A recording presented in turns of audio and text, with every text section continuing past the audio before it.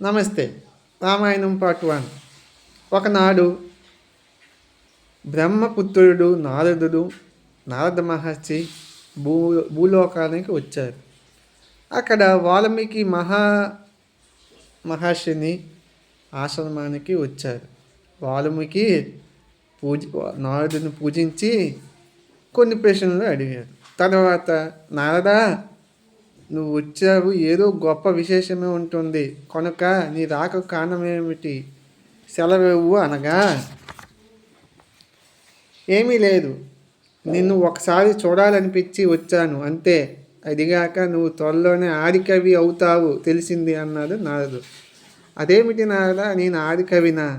చిన్న సందేహాలను సమాధానం తెలుసుకోలేని నేను ఆదికవి అవుతాను అని ఆశ్చర్యంగా వాల్మీకి అన్నాడు. ఏమిటి నీ సందేహం? నాకు చెబితే తీర్చగలను, ప్రయత్నిస్తాను అన్నాడు నారదుడు.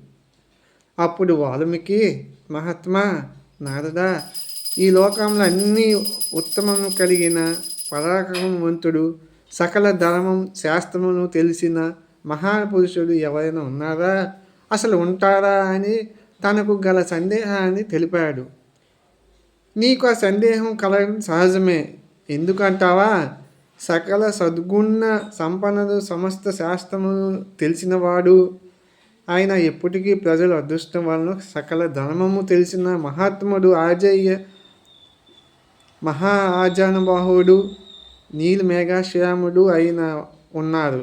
ఆయనే దశరథుని ముద్దు తనయుడు, కౌశల్యదేవి కంటి వెలుగు, అందానికి పూర్ణచంద్రుడు అయిన శ్రీరామచంద్రుడు అని చెప్పగా వాల్మీకి మహానందుడు గొప్పగా తిలకించారు.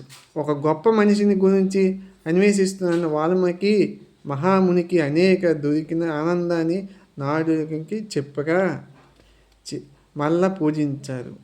పూజలు అందుకొని నారదుడు హర హర అని ఆకాశ మార్గం వెళ్ళిపోయారు. అప్పటి నుంచి వాల్మీకి రామాయణం రాయడానికి సిద్ధంగా ఉన్నారు. నెక్స్ట్ రామాయణం రెండో పార్ట్లో ఉన్న బోయవాడి తప్పుని వాల్మీకి ఎలాగ సరిదిద్దారు అని మనం వాల్మీకి రెండో పార్ట్లో చూద్దాం. అందువలన ఈ ఛానల్ని సబ్స్క్రైబ్ చేయవలసిందిగా కోరుతున్నాము. ఇట్లు మీ రాకేష్.